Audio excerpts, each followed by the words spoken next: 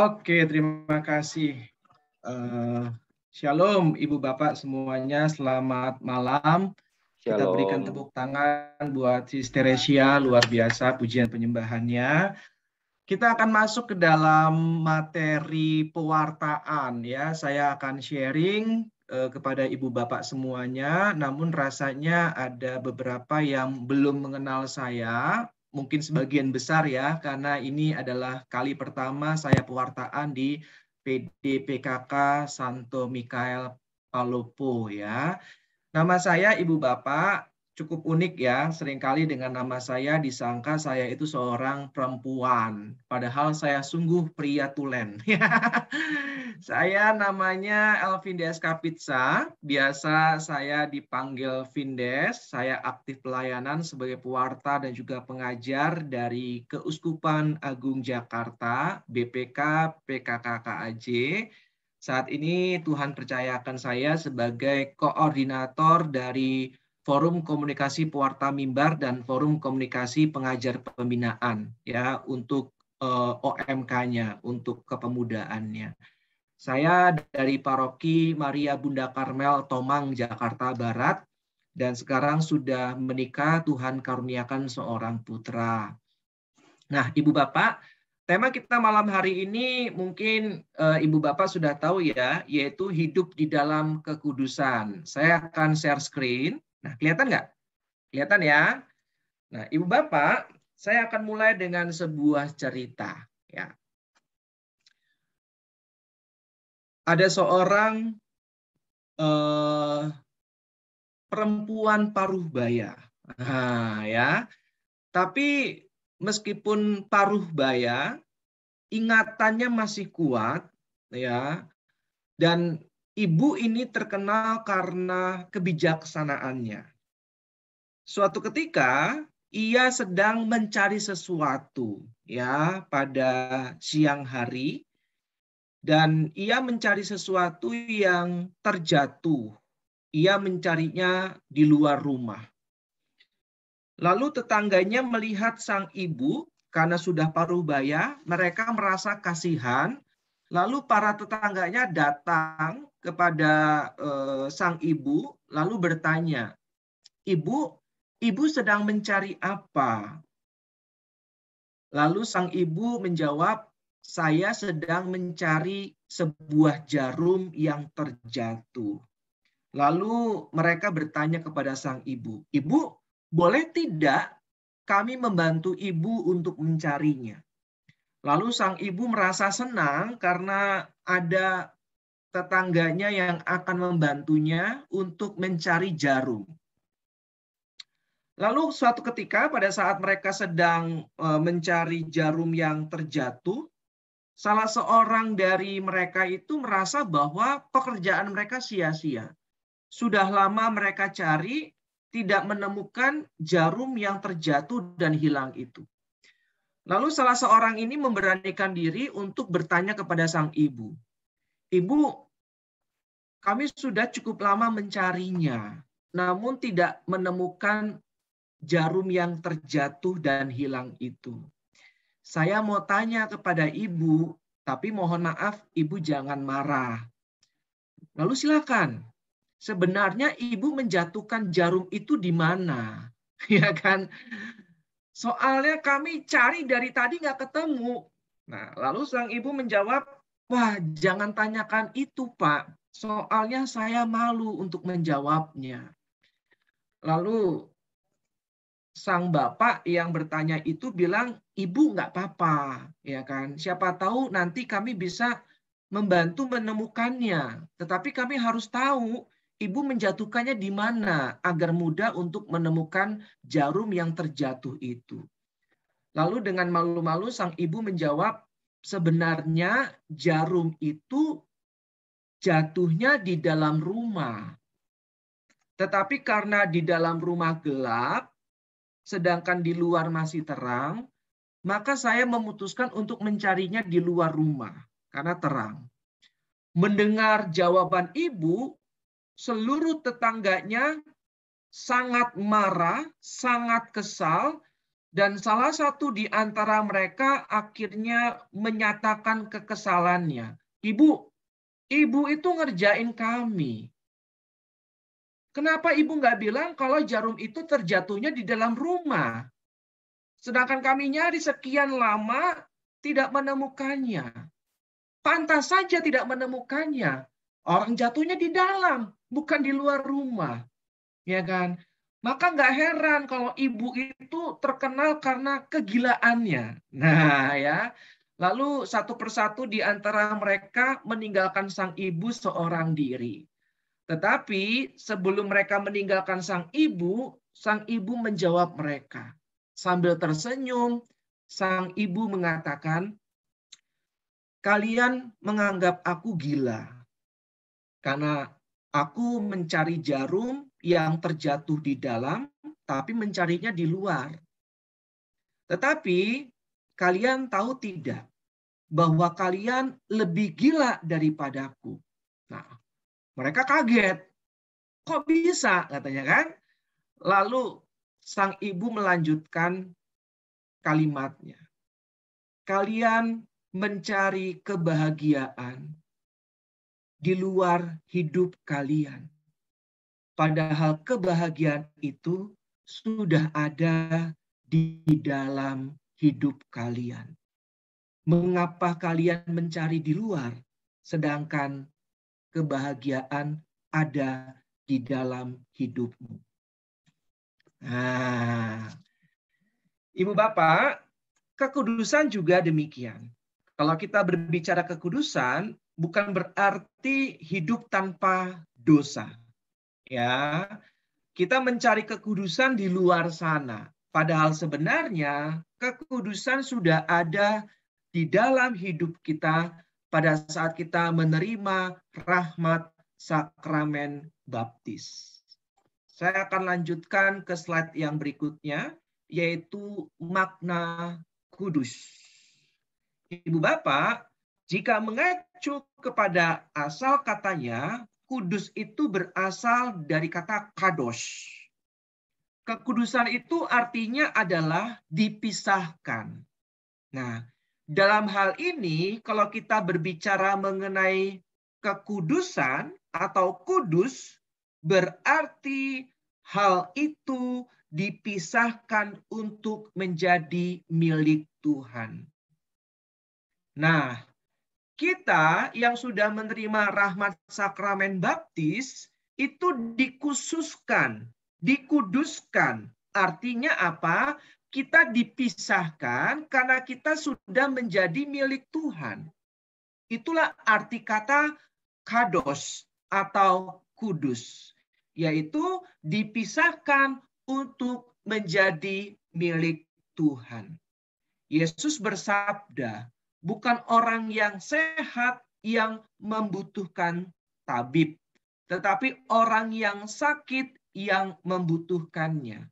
Aku datang bukan kepada orang-orang yang benar, tetapi aku datang kepada orang-orang yang berdosa. Jadi, kita itu orang-orang berdosa, tetapi Tuhan datang memanggil dan memilih kita, lalu memisahkan kita menjadi milik Tuhan. Itulah kekudusan.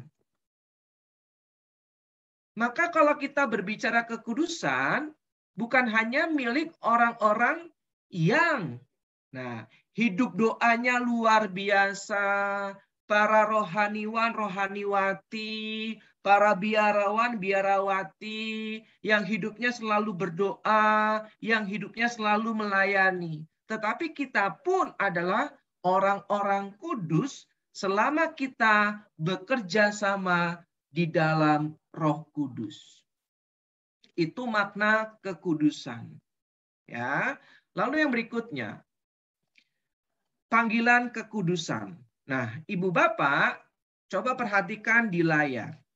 Kekudusan adalah kehendak Allah untuk kita semua.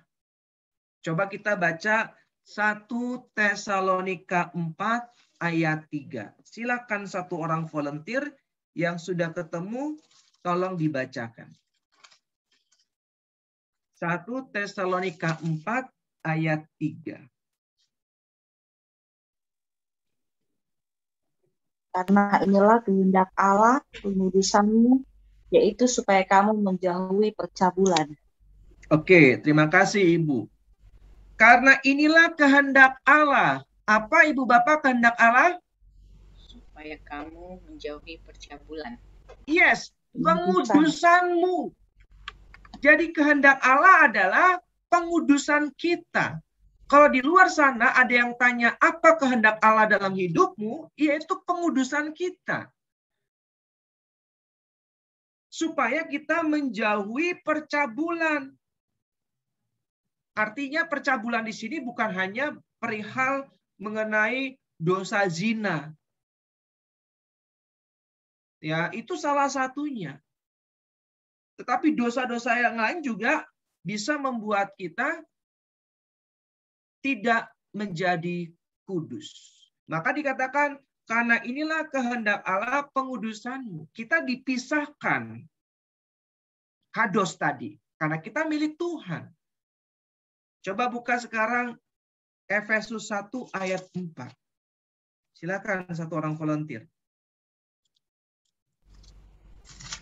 Sebab di dalam Dia Allah telah memilih kita sebelum dunia dijadikan, supaya kita kudus dan tak bercacat di hadapan-Nya.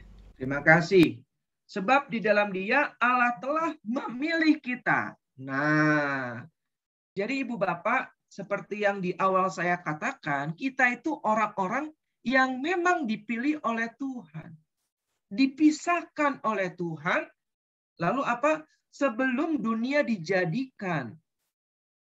Supaya kita kudus dan tidak bercacat di hadapan-Nya.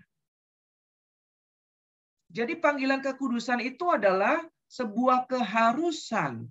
Karena kekudusan adalah kehendak Allah.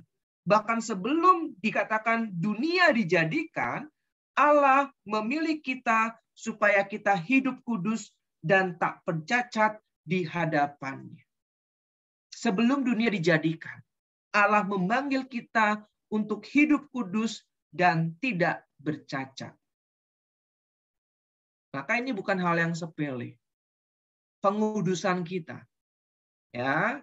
Lalu selanjutnya, 1 Petrus 1 ayat 16 kita lewatkan, silakan dicatat dulu saja, nggak apa-apa.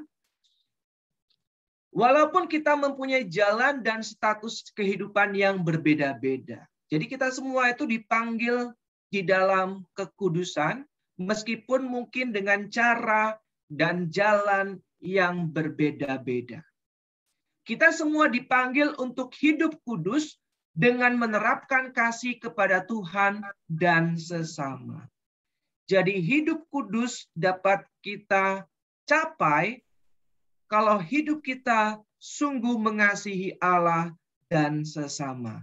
Inilah poin kekudusan. Melakukan kehendak Allah, yaitu mengasihi Allah dan sesama. Maka orang kudus itu bukanlah orang yang hanya tinggal di biara. Bukan hanya orang yang saleh, yang suka berdoa, yang rajin perayaan Ekaristi. Tetapi indikator orang itu kudus adalah sejauh dan sedalam apa mereka mengasihi Tuhan dan sesama. Ya, maka kalau ada yang mempermasalahkan, kamu itu merokok, nggak kudus, merusak bait Allah. Nah, itu terlalu prematur. Karena kekudusan itu tidak berbicara mengenai hal-hal yang demikian. Ya, kekudusan itu berbicara mengenai bagaimana saya melakukan kehendak Allah, yaitu mengasihi Allah dan sesama. Karena belum tentu orang yang nggak merokok itu mengasihi Tuhan dan sesama. Dan sebaliknya, belum tentu juga orang yang merokok itu nggak mengasihi Tuhan dan sesama. Jadi siapakah yang benar-benar merusak bait Allah? Yaitu orang yang tidak mengasihi Tuhan dan sesama. Nah, ya. Lalu berikutnya, sehingga kita mencapai kepenuhan hidup Kristiani. LG itu kita tahu ya, bukan Life's Good ya, merek elektronik bukan, tapi Lumen Gentium ya, sebuah dokumen dari Konsili Vatikan kedua nomor 40. Jadi silakan baca, bukan saya ngomong, tetapi dokumen gereja Lumen Gentium ya, itu hakikat dari hidup dalam kekudusan, yaitu mengasihi Tuhan dan sesama. Ya, lalu Lumen Gentium 42. Maka semua orang beriman Kristiani diajak dan memang wajib mengejar kesucian dan kesempurnaan status hidup mereka. Jadi kita punya kewajiban untuk mengejar kesucian dan kesempurnaan status hidup kita. Silakan buka Matius 5 ayat 48. Ini ayatnya. Jadi panggilan kita itu adalah panggilan kesempurnaan. Ini yang membedakan kita sebagai orang Kristen dan non-Kristen. Ya, berbuat baik saja nggak cukup buat kita. Ya, silakan.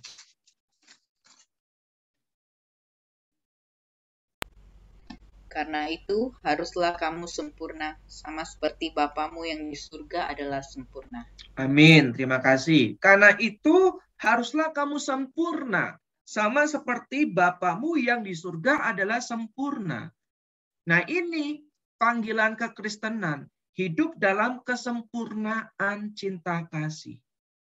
Maka kalau kita berbuat baik kepada orang yang berbuat baik kepada kita, itu nggak cukup. Maka Yesus mengajarkan barang siapa ditampar pipi kanan, berikanlah pipi kiri. Barang siapa meminta bajumu, berikanlah jubahmu. Barang siapa meminta berjalan sejauh 1 mil, berjalan bersama dengan dia sejauh 2 mil. Nah, inilah panggilan kesempurnaan. Inilah hidup di dalam kekudusan. Nah, ya, inilah hidup kekudusan. Bahwa kita diminta untuk sungguh-sungguh mengasihi Tuhan dan sesama. Maka bukan hal-hal lahiriah lagi yang kita fokuskan. Orang kok pelayanan tatoan. Itu hal-hal yang udah deh, nggak usah dipermasalahkan gitu kan. Itu hal-hal lahiriah gitu ya. Tetapi lebih daripada itu, coba apakah orang-orang yang tatoan itu mengasihi Tuhan dan mengasihi sesama enggak? Nah, mungkin mereka, orang-orang yang tatoan itu, lebih mengasihi Tuhan dan sesama dibandingkan saya loh. Ya, maka yang menjadi permenungan kita adalah ya jangan lihat apa yang tampak oleh mata. Ya, Yesus kan bilang kan, yang najis itu bukan yang dari luar ke dalam, tapi yang dari dalam keluar. Ya, jadi coba kita lihat apa yang kita lakukan bagi dunia luar. Apakah kita mengasihi Tuhan, mengasihi sesama atau tidak? Nah, itu yang harus kita lihat. Maka saya itu seringkali sedih ya Ibu Bapak ya. Kita itu seperti Tuhan ya. Kadang-kadang melihat orang yang merokok, berani menegur, apalagi teman-teman sepelayanan. Bro, lu ngapain merokok? Loh, kenapa? Merokok kan merusak bait Allah, dosa tahu gitu kan. Saya langsung kaget betapa gampangnya menghakimi dan menilai orang. Ya kan? Padahal yang mengatakan dosa atau tidak itu ya hanya Tuhan. Bukan saya, bukan Anda. Ya kan? Maka kalau kita berbicara mengenai hidup kekudusan, bukan melihat apa yang orang itu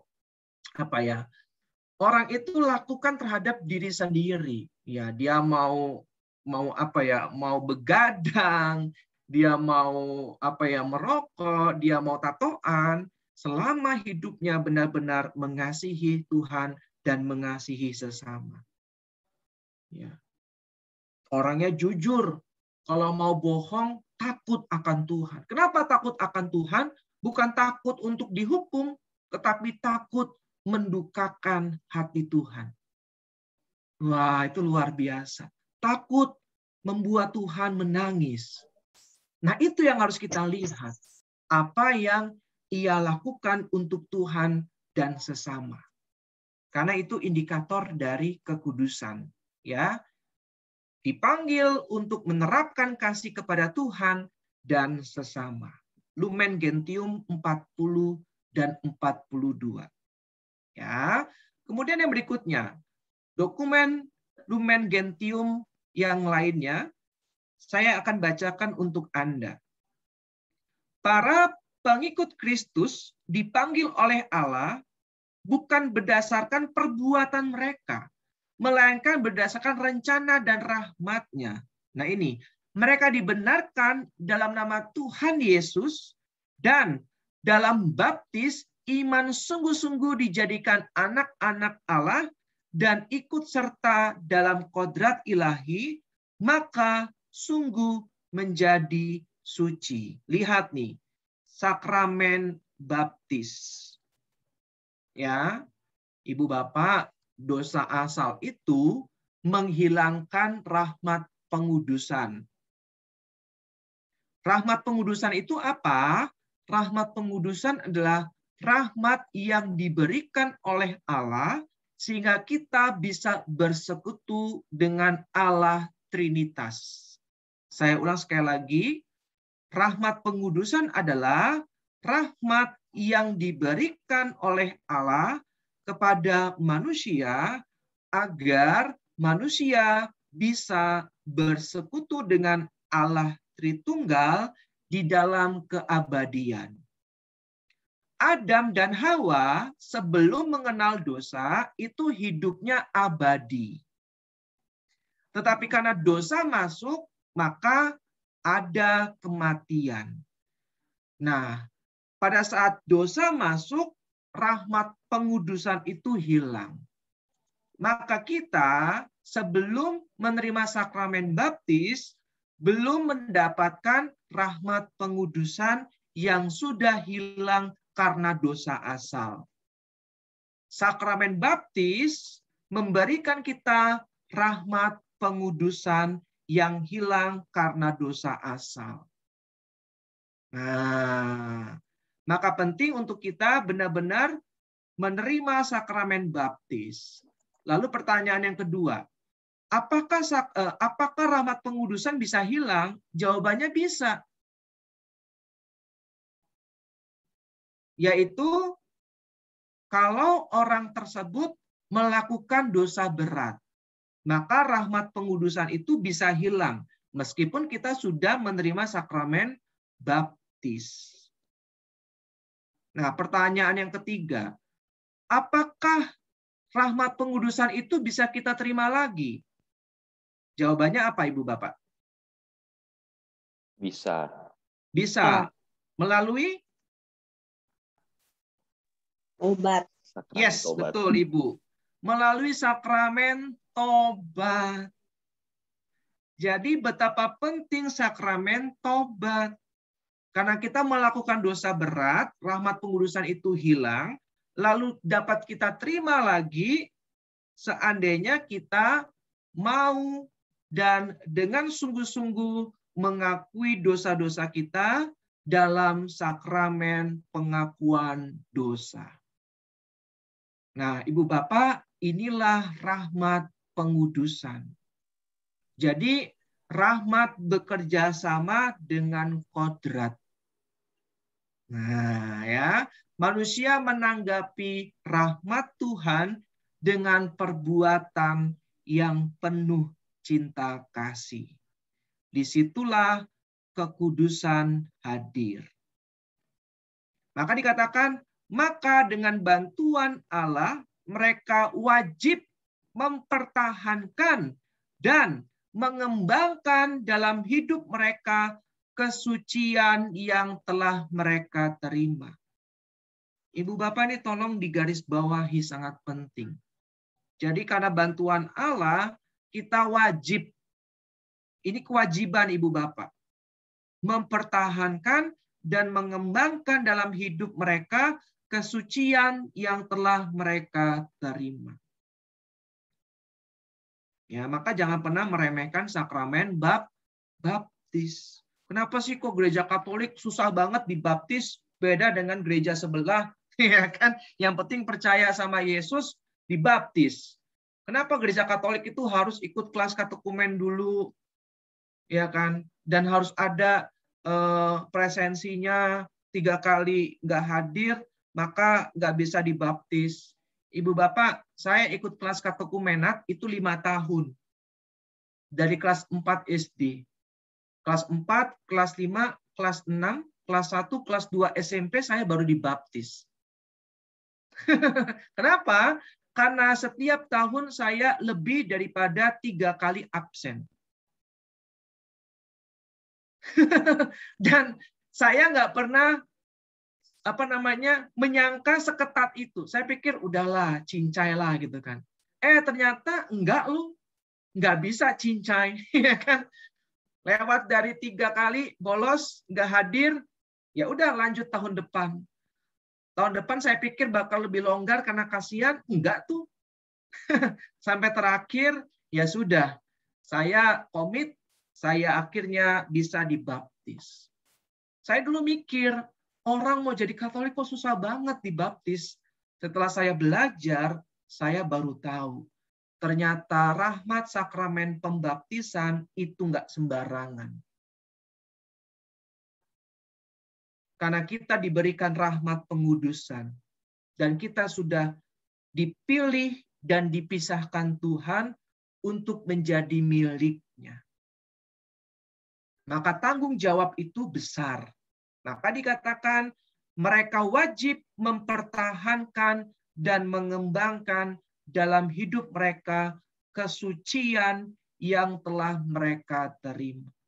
Ingat seperti pengantar saya tadi, kekudusan itu sudah ada dalam hidup kita. Sudah kita terima. Tidak perlu kita cari di luar sana. Tetapi kita diminta untuk mempertahankan dan mengembangkannya. Yaitu dengan perbuatan nyata mencintai Allah dan sesama. Semoga sampai sini masih cukup jelas ya Ibu Bapak ya. Ini bacaannya dokumen gereja soalnya ya. Oke, berikutnya. Oleh Rasul, mereka dinasehati supaya hidup sebagaimana layak bagi orang-orang kudus. Nah, kalau ini wajib dibaca. Efesus 5 ayat 1 sampai dengan 3. Ya, dimulai dari ayat 1. Silakan satu orang volunteer yang sudah ketemu.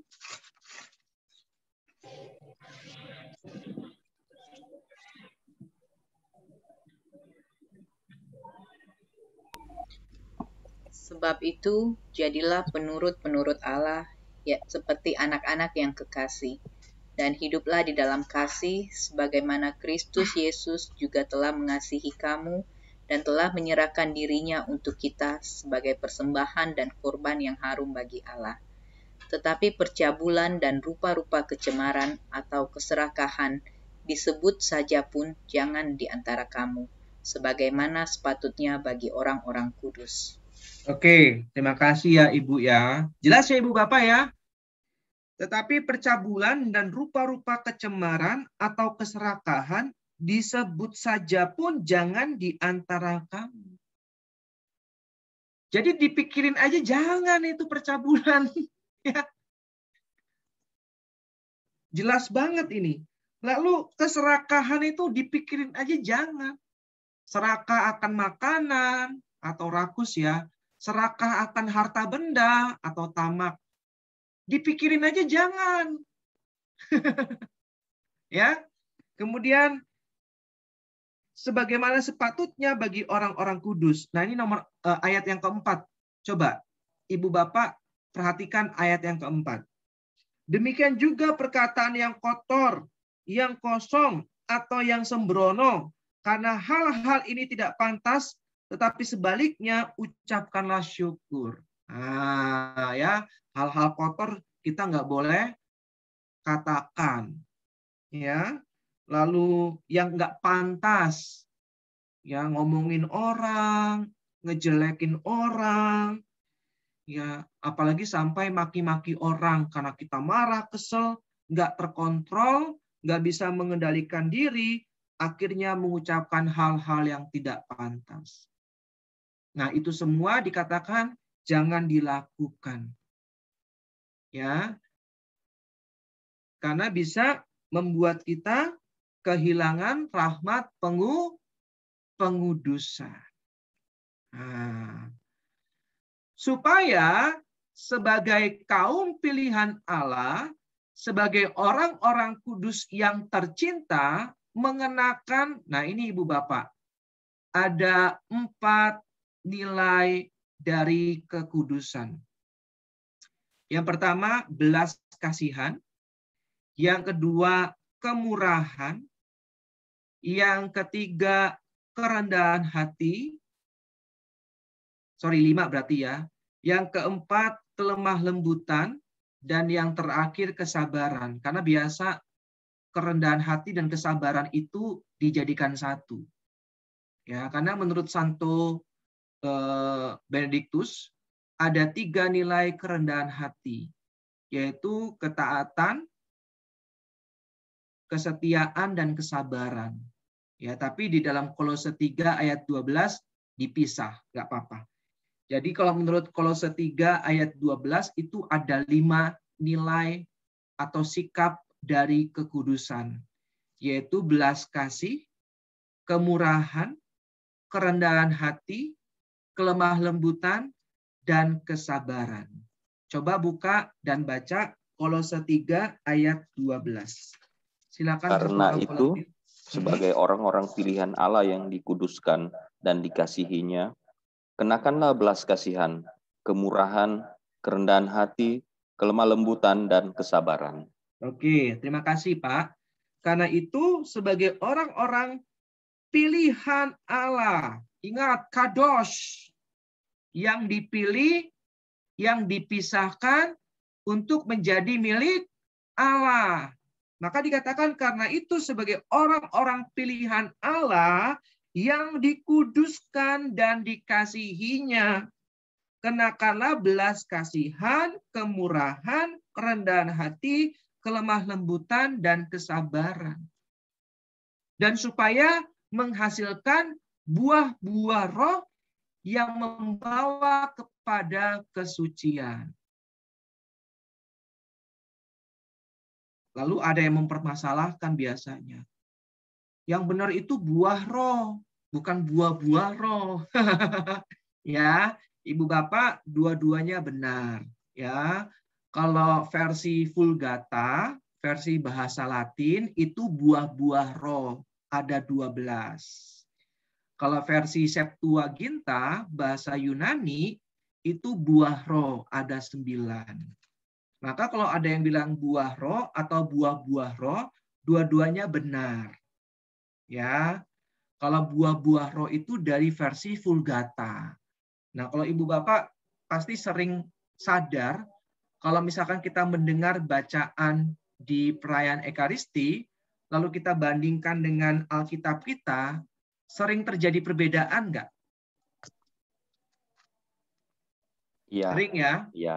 Kenapa? Karena kalau dalam perayaan Ekaristi, bacaan itu diambil dari versi Vulgata, versi bahasa Latin.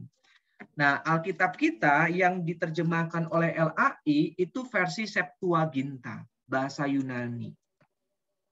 Ya, maka kalau misalkan kita menemukan kata buah-buah roh, yaitu berarti dari versi Vulgata. Kalau buah roh itu dari versi Septuaginta. Dua-duanya benar. Ya, oke. Jadi kita diminta untuk menghasilkan buah-buah roh yang membawa kepada kesucian. Nah ini. Jadi kita dipanggil untuk benar-benar memiliki sikap belas kasih.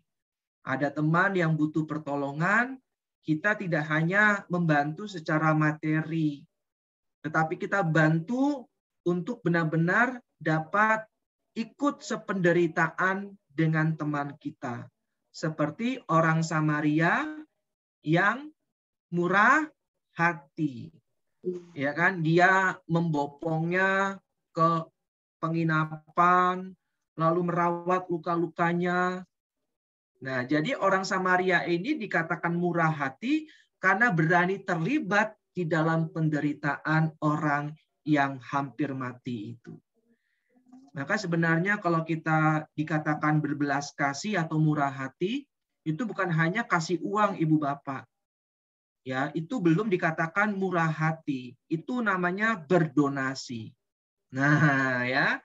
Kalau murah hati itu tidak hanya memberikan materi, tetapi ikut terlibat di dalam penderitaan. Ya, ada teman PD, orang tuanya sedang sakit di rumah sakit, butuh biaya pengobatan. Nah, kita kasih uang, lalu kita tanya, bro atau sis, butuh apa? Transportasi. Oke, kita sediakan ya. Nah, itulah orang-orang yang memiliki belas kasih. Apalagi kalau sampai GWS ya, buat papanya kita doakan yang terbaik. Nah, sebenarnya bukan berarti itu salah, karena dosa itu sangat dibutuhkan. Tapi lebih daripada itu, Yesus kan bilang, saat aku lapar, engkau memberikan aku makanan. Yesus nggak pernah bilang, saat aku lapar, engkau mendoakan aku. Hehehe. Saat aku telanjang, engkau memberikan aku pakaian. Yesus nggak bilang, saat aku telanjang, engkau mendoakan aku. Saat aku di penjara, engkau mengunjungi aku. Nah, Yesus nggak pernah bilang, saat aku di penjara, engkau mendoakan aku. Bukan berarti doa itu nggak penting. Doa itu sangat penting. Tapi lebih daripada itu, Yesus mau kita seperti orang Samaria yang murah hati, yang tidak hanya berhenti pada mendoakan, tetapi benar-benar terlibat di dalamnya. Sama seperti Yesus yang tidak hanya mendoakan manusia dari surga, tetapi Yesus mau turun ke dunia terlibat di dalam penderitaan manusia. Ya, kemudian yang berikutnya, kesimpulan. Nah, sekarang sudah masuk ke kesimpulan. Kekudusan adalah persekutuan dengan Allah dan sesama dalam kasih. Jadi kalau ada yang tanya, apa sih definisi kekudusan? Persekutuan dengan Allah dan sesama dalam kasih. Karena kita sudah dipisahkan dan dipilih untuk menjadi milik Tuhan.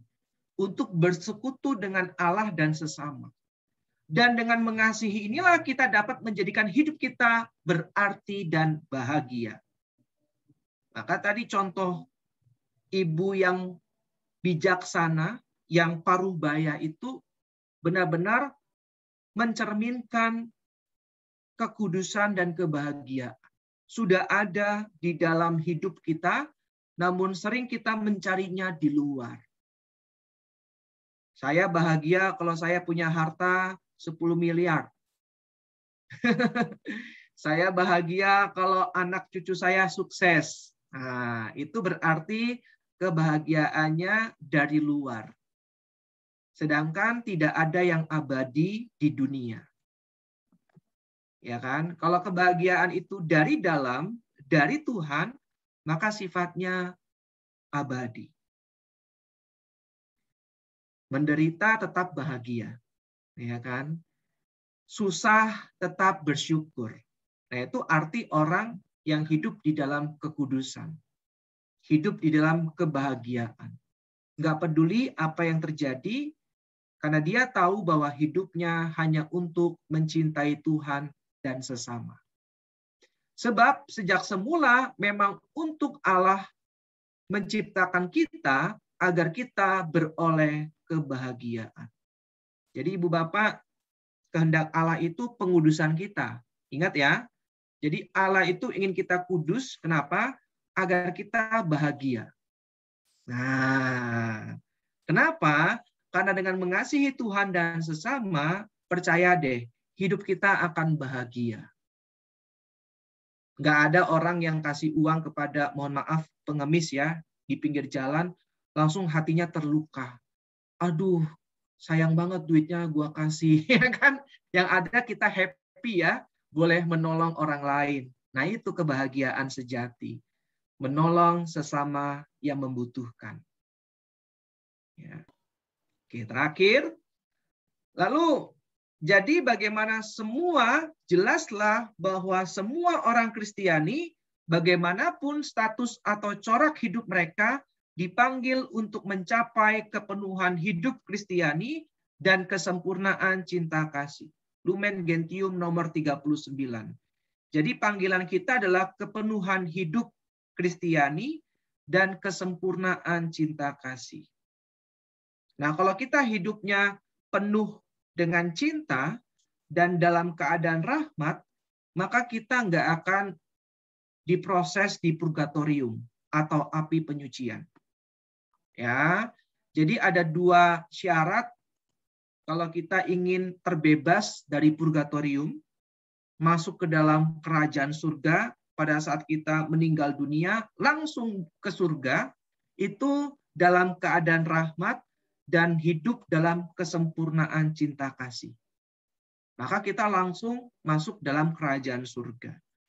Nah, maksudnya apa? Dalam keadaan rahmat itu tidak berdosa berat. Ya, lalu kesempurnaan cinta kasih seperti tadi ya, kita hidup dalam belas kasih, dalam kerendahan hati, dalam kesabaran dan sebagainya. Tapi rasanya susah ya Ibu Bapak ya. Seringkali saya juga nggak sabar, apalagi sama anak ya. Anak saya baru 1 tahun 6 bulan. Itu lagi aktif-aktifnya. Setiap hari bawaannya kesel mulu. Jadi saya belum sempurna dalam cinta kasih. Ya, makanya ya saya pasti masuk purgatorium dulu nih. Ya, jadi memang hidup dalam kesempurnaan cinta kasih bukan hal yang mudah, tapi bisa. Ya, kekudusan inilah diperoleh melalui pemenuhan hukum yang terutama, yaitu mengasihi Tuhan dan sesama. Jelas ya Ibu Bapak ya? Oke. Waktu saya berapa lama lagi? Masih ada 12 menit lagi kok. Oke, masih ada 12 menit lagi. Terima kasih Ibu. Nah, kalau masih ada, saya lanjutkan. Nah, ini Markus 12 ayat 30 sampai dengan 31. Silakan nanti dibaca. Ini mengenai barang siapa ingin ikut aku, ia harus menyangkal dirinya, memikul salibnya, dan ikut aku. Lalu hukum yang utama dan yang pertama, kasihilah Tuhan Allahmu dengan segenap hati, segenap jiwa, dan akal budi, dan kasihilah sesama manusia seperti dirimu sendiri. Ya, itu kekudusan. Oke, nah sekarang bagaimana caranya menuju kekudusan? Ya, saya singkat aja karena mungkin tinggal 10 menit. Belajar untuk rendah hati. Apa maksudnya? Yaitu mengosongkan dan mengisi. Saya mengutip kalimat dari Uskup Agung Fulton Sheen. Ini kalimatnya bagi saya sangat dalam. Saya bacakan pelan-pelan untuk Ibu Bapak. Karena Yesus mengosongkan dirinya sendiri, maka ia ditinggikan. Karena ada Kalvari, maka ada pencurahan Roh Kudus. Betul nggak Ibu Bapak? Kalau tidak ada kematian, maka tidak akan ada kebangkitan. Kalau tidak ada kebangkitan, maka tidak akan ada pencurahan Roh Kudus. Kita ini orang-orang pembaruan karismatik Katolik hanya fokus pada pencurahan Roh Kudus. Nah, padahal sebelum sesi 5 ada sesi 4, yaitu ada yang ingat sesi 4 SHDR? Ayo. Lupa ya. Pertobatan. Ya. Jadi sebelum mengalami pencurahan Roh Kudus, kita harus benar-benar mengalami pertobatan. Dan tentu pertobatan itu butuh penyangkalan diri. Penyangkalan diri itu pasti menderita. Lagi marah, kesel, diminta untuk sabar. Nah, itu kan penyangkalan diri ya. Menderita loh. Orang yang biasa marah-marah suruh sabar, ya kan? Nah, maka kita diminta untuk menderita agar mengalami pencurahan Roh Kudus. Menderita di sini bukan karena kesalahan kita, tapi kita berkorban untuk kepentingan bersama. Ya, wadah yang terisi penuh dengan lada tidak dapat diisi dengan garam. Seorang murid yang penuh dengan keinginan-keinginan pribadinya tidak dapat dipenuhi dengan kekuatan Roh Kudus. Jadi dalam pelayanan kita diminta untuk singkirkanlah segala ambisi-ambisi pribadi. Keinginan-keinginan pribadi. Kenapa? Karena kalau kita dipenuhi dengan ambisi pribadi, maka kita akan sulit menerima kekuatan dari Roh Kudus. Nah, bawahnya, mukjizat Yesus pertama kali terjadi karena ada tempayan yang kosong. Betul nggak Ibu Bapak? Kalau tempayan itu nggak kosong, maka tidak akan pernah ada mukjizat. Artinya apa? Kalau hidup kita mau penuh dengan mukjizat, hidup di dalam kekudusan, maka kita harus mengosongkan diri seperti tempayan. Ya, orang yang sombong tidak akan pernah mengalami mukjizat dari Tuhan. Kenapa? Karena hatinya penuh dengan ambisi-ambisi pribadi. Makanya Tuhan suka hati yang sederhana, hati yang mau belajar, hati yang benar-benar merasa dirinya rapuh dan tidak berdaya. Aku datang bukan memanggil orang yang benar, tetapi orang-orang yang berdosa. Terakhir, berani berproses. Ibu Bapak, ada 3 hal yang dapat kita lakukan. Kita berani meninggalkan kenyamanan. Jadi hidup dalam kekudusan itu kita berani meninggalkan kenyamanan. Mungkin kita nyaman ngomongin orang. Enak loh ngomongin orang. Bener nggak sih Bu Bapak? Yang namanya ngegosip itu enak loh. Ya, semakin digosok semakin sip. Makanya acara gosip infotainment di televisi itu laku banget kan. Karena orang-orang itu, apalagi orang Indonesia itu kepo. SMS, susah melihat orang senang, senang melihat orang susah. Ya, tapi kita enggak lah ya, amin ya. Kita nggak suka lah ngomongin orang, nggak ada untungnya kan buat kita. Ya, kita nggak suka lah ngejelekin orang, apalagi sampai menghakimi, menjatuhkan.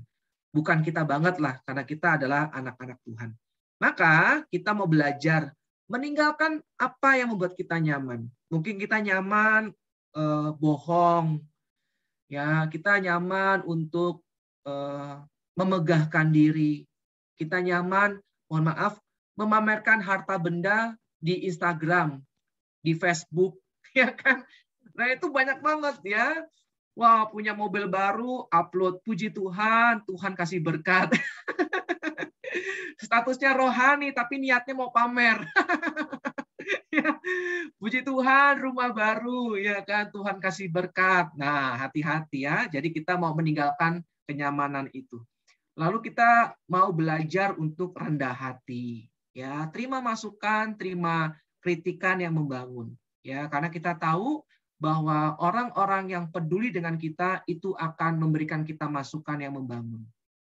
Lalu terakhir, sabar terhadap penderitaan. Ya, karena itu adalah bagian dari proses hidup di dalam kekudusan. Sabar tadi ya. Kolose berapa tadi? 3 ayat 12. Ya, diingat tuh. 5 sikap kekudusan. Nah, sekarang terakhir, coba Ibu Bapak buka 2 Korintus 7 ayat 4. Saya akan tunjukkan sesuatu yang menarik nih. Silakan.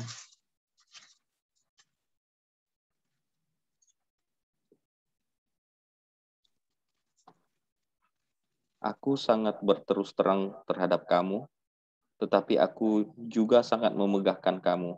Dalam segala penderitaan kami, aku sangat terhibur dan sukacitaku melimpah-limpah. Oke, terima kasih Pak.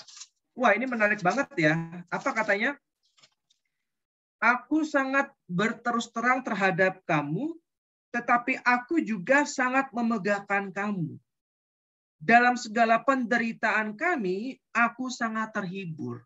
Bagaimana mungkin Ibu Bapak, Rasul Paulus mengatakan demikian? Dalam segala penderitaan kami, aku sangat terhibur. Masa dalam penderitaan terhibur? Iya kan? Lalu yang berikutnya apa? Dan sukacitaku berlimpah-limpah. Ini secara manusiawi nggak masuk akal. Yang tadi saya bilang ya, orang mencari kebahagiaan di luar, padahal di dalamnya sudah ada kebahagiaan. Nah, inilah yang dialami oleh Rasul Paulus. Meskipun ia menderita, ia tetap bahagia. Bahkan dikatakan melimpah-limpah sukacitanya. Kenapa? Jawabannya ada di ayat dan bab sebelumnya. 2 Korintus 4 ayat 16 sampai dengan 17. Itu jawabannya. Silakan, satu orang volunteer tolong baca. Sebab itu kami tidak tawar hati, tetapi meskipun manusia lahiriah kami semakin merosot, namun manusia batiniah kami dibaharui dari sehari ke sehari. Sebab penderitaan ringan yang sekarang ini mengerjakan bagi kami kemuliaan kekal yang melebihi segala-galanya. Jauh lebih besar daripada penderitaan kami. Baik, terima kasih Pak Jemi. Jelas ya Ibu Bapak ya. Jadi ternyata rahasia atau resep atau tips dari Rasul Paulus bagaimana ia dapat hidup dalam kekudusan dan kebahagiaan, dikatakan sebab itu kami tidak tawar hati, tetapi meskipun manusia lahiriah kami semakin merosot, nah sama seperti kita sekarang ya karena pandemi ya, toko saya tutup Ibu Bapak. Saya itu punya usaha toko kaos di Mall Season City, Tambora, Grogol, Jakarta Barat. Karena pandemi, PPKM, ya nggak tahu berapa jilid, saya sampai nggak ikutin di Jakarta, itu saya tutup tokonya. Nah, ya, nah dikatakan meskipun manusia lahiriah kami semakin merosot, ya mungkin kita usahanya bangkrut karena pandemi, sepi, ya gaji kita dipotong atau bahkan ada yang dirumahkan, ya. Namun manusia batiniah kami dibaharui dari sehari ke sehari. Jadi nggak peduli meskipun menderita, meskipun bergumul, tetapi yang dilakukan oleh Rasul Paulus adalah ternyata ia memperbaharui manusia batiniahnya. Sebab penderitaan ringan yang sekarang ini mengerjakan bagi kami kemuliaan kekal yang melebihi segala-galanya, jauh lebih besar daripada penderitaan kami. Jadi Ibu Bapak, ini yang kedua. Kita berani berproses, sabar terhadap penderitaan. Ya. Kenapa? Karena dikatakan ganjarannya jauh lebih besar daripada penderitaannya. Nah, inilah hidup kekudusan. Kita berani berproses, meskipun kita secara manusia lahiriah kita merosot, tapi ternyata kita diminta untuk memperbaharui manusia batiniah kita. Makanya saya cukup kagum dan salut dengan Ibu Bapak PD PKK Santo Mikael Palopo, karena saya lihat Instagramnya ternyata sering mengundang para pewarta dari Keuskupan Agung Jakarta dan beberapa keuskupan lainnya, termasuk beberapa minggu lalu Pak Vincent ya, koordinator BPK PKKAJ. Ya, bagi saya ini hal yang sangat luar biasa meskipun pandemi, tetapi tidak menghilangkan semangat untuk kita mendalami firman Tuhan. Itu dari saya Ibu Bapak, mohon maaf untuk segala keterbatasannya. Tuhan Yesus memberkati kita semua. Yesus berkati juga. Terima kasih Pak Elvin atas sharingnya malam hari ini. Dan sepertinya banyak yang tersentuh ini ya, banyak yang merasa. Ya kok Jimmy? Ya. Kita sounding-sounding lah ke teman-teman yang merasa tertegur malam hari ini dan merasa dikuatkan. Dari materi yang sudah diberikan, dari sharing yang telah diberikan, mungkin dari Bapak Ibu ada yang mau ditanyakan supaya lebih plong hatinya, mau dikonfirmasi, atau ada yang mau sharing, silahkan. Ya, kalau tidak saya bertanya deh, Pak Elvin, berhubung dengan keadaan yang tadi. Nah, bagaimana dengan orang yang hidupnya memang sudah hidup dalam, paling jelas lah orang yang hidup dalam LGBT dan mungkin sudah hidup dengan seks bebas. Itu seperti apa mereka seandainya ingin mengusahakan hidup yang lebih kudus? Bagaimana? Oke, yang pasti mereka harus menyadari bahwa apa yang mereka lakukan itu salah dan dosa. Itu dulu, kesadaran bahwa perbuatan mereka itu berdosa. Setelah sadar, ada keinginan untuk bertobat dan tidak melakukan kesalahan lagi. Ya, datang ke ruang pengakuan dosa, mohon ampun. Nanti Romo memberikan penitensi untuk kita jalankan. Jadi Ibu Bapak, gini, sakramen tobat itu rahmatnya menurunkan derajat siksa dosa kekal menjadi siksa dosa sementara. Ya, jadi kalau kita nggak ngaku dosa, kita berdosa berat, nggak menerima sakramen tobat, itu siksa dosa kekal hukumannya di neraka.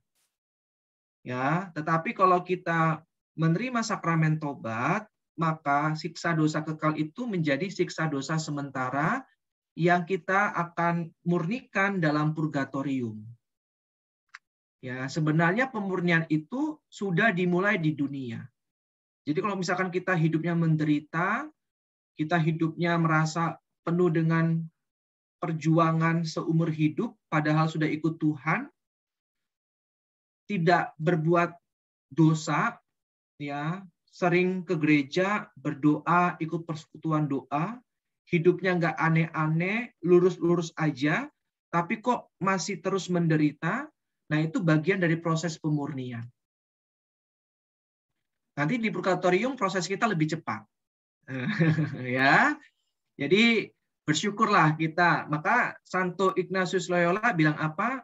Kalau Tuhan mengizinkanmu menderita, artinya Tuhan ingin kamu menjadi orang kudus. Nah, jadi itu yang kedua. Datang ke ruang sakramen tobat, ngaku dosa, lakukan penitensi. Setelah itu yang ketiga, hidup benar. Seperti tadi ya, mengasihi Tuhan dan sesama. Kalau orang ada kecenderungan LGBT, salah enggak? Akan menjadi salah kalau dia melakukannya. Kalau dia mengekspresikannya. Tapi sejauh dia tahu batasan-batasannya, lalu dia hidupnya penuh dengan cinta kepada Tuhan dan sesama, kalau Paus Fransiskus bilang apa? Who am I to judge them? Itu kata-kata yang sangat terkenal dari seorang Paus Fransiskus. Siapakah saya yang menghakimi mereka? Nah, seorang Paus aja ngomong seperti itu, lalu kita gampang bilang, kamu salah, kamu dosa karena kamu LGBT. Wah, rasanya kita lebih kudus dibandingkan Paus Fransiskus. Ya kan? Maka tiga hal ini rasanya perlu dilakukan, sadar kalau dirinya berdosa, akui di depan sakramen tobat, lalu belajar hidup benar, hidup kudus dengan mengasihi Tuhan dan sesama. Terima kasih Pak Elvin. Adakah lagi teman-teman yang mungkin mau bertanya? Pak Bro Heri mungkin mau tanya Bro Her? Atau mau sharing Bro Heri? Sebelumnya, Bro Heri. Boleh ya? Boleh, silahkan Bro. Terima kasih kesempatan yang diberikan. Ingin bertanya, tadi dijelaskan bahwa rahmat kekudusan itu bisa hilang kalau kita melakukan dosa berat. Halo? Ya. Minta maaf kalau jaringan kurang bagus. Nggak Barangkali apa-apa. tadi sudah Kedengaran Masih dengar, Pak. barangkali tadi sudah dibahas, cuma jaringan di sini kurang stabil. Yang dimaksud dosa berat itu seperti apa? Itu yang pertama, Pak.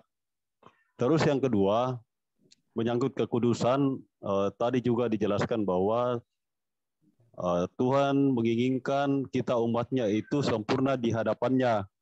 Dalam artian kudus di hadapannya. Kudus berarti kita mengasihi Allah dan mengasihi sesama.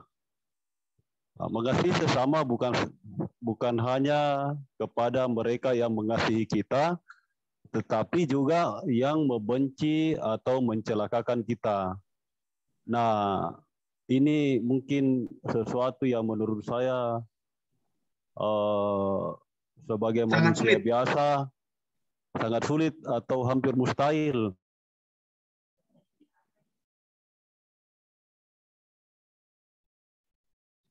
Putus ya. Ya, Bro Heri lanjut. Oke, mungkin dijawab dulu, Pak Elvin. Nah, yang terakhir ini menarik juga nih. Ya, nanti kalau misalkan Pak Heri nggak bisa mendengar, mungkin bisa disampaikan jawabannya ya. Oh, sudah bisa. Pak Heri sudah bisa mendengar suara saya? Sudah Pak. Ya. Sudah ya. Oke. Ada 2 pertanyaan ya Pak ya. Yang pertama, apakah dosa berat itu? Ada 3 nilai. Yang pertama, objeknya berat. Nah, objeknya berat itu apa? Salah satunya dengan melanggar 10 perintah Allah. Jangan berzina. Kita berzina, itu dosa berat. Ya. Jangan membunuh, kita membunuh. Nah, itu dosa berat. Nah, ya.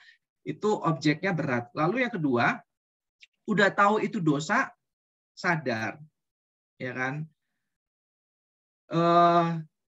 Sadar itu dosa. Yang ketiga, tetap dilakukan. Jadi ini 3 nilai. Yang pertama objeknya, yang kedua sadar itu dosa, udah sadar tapi tetap dilakukan. Nah, kalau sudah sadar itu dosa tapi tidak dilakukan, maka itu belum menjadi dosa berat. Ya, jadi saya ulang sekali lagi ya, disebut dosa berat itu ada 3 nilai. Yang pertama objeknya. Yang kedua, sadar itu dosa. Yang ketiga, tetap dilakukan. Misalkan nih, saya mohon maaf ya, berzina, selingkuh. Saya tahu itu objeknya berat. Ya kan? Lalu saya sadar itu dosa. Lalu saya tetap lakukan. Nah, itu dosa berat. Semoga jelas ya Pak Heri ya. Jelas Pak. Jelas ya. Oke. Sekarang yang kedua. Makanya saya bilang tadi, saya juga masih belajar kan. Boro-boro mengampuni orang yang menyakiti. Saya sama anak saya aja sering nggak sabar. Ya, jadi saya juga masih belajar. Cuman saya percaya bahwa rahmat itu akan selalu menolong kita. Secara manusiawi ini tampak tidak masuk akal. Tapi percayalah, kalau kita terbuka terhadap bimbingan Roh Kudus, maka Roh Kudus akan memampukan kita. Contohnya siapa? Kalau Ibu Bapak masih ingat Ibu Elizabeth, seorang ibu dari almarhum Ade Sarah yang dibunuh oleh mantan pacarnya, ditelanjangi di dalam mobil, lalu dibunuh dengan cara yang sangat sadis, yaitu memasukkan koran ke dalam mulutnya sampai kerongkongannya, sampai ia kehilangan nafas. Kemudian mayatnya dibuang di pinggir jalan. Silakan googling, ini sangat terkenal. Kurang lebih 10 tahun lalu kejadiannya, saya lupa pastinya. Lalu setelah itu di persidangan, yang bunuh mantannya. Jadi Ibu Elizabeth, mama dari Ade Sarah ini kenal. Yang terjadi, kalau secara manusiawi, tentu mamanya, Ibu Elizabeth, mungkin akan memukul, akan menampar. Betul nggak Ibu Bapak? Ade Sarah itu anak tunggal, anak satu-satunya. Tetapi ternyata semua yang ada di ruangan itu sangat kaget. Karena yang dilakukan oleh Ibu Elizabeth adalah memberikan roti dan air mineral kepada Hafiz namanya, pembunuh anaknya. Lalu Hafiz ini kaget, bingung. Makan, nak. Kamu pasti belum makan. Wajahmu pucat. Lalu Ibu Elizabeth kembali ke kursinya. Wartawan udah rame. Lalu semua wartawan itu penasaran. Mencoba untuk bertanya kepada Ibu Elizabeth. Ibu melakukan hal yang bagi saya itu luar biasa. Kenapa ibu melakukan itu? Ibu kan tahu Hafiz itu yang bunuh anak ibu. Lalu sang Ibu Elizabeth bilang, saya percaya Tuhan mengampuni saya. Sehingga saya harus mengampuni orang yang telah menyakiti saya. Nah, di video YouTube silakan cari, karena ini kisah nyata, masih ada. Saya sampai berkaca-kaca waktu lihat, saya ingat sekali.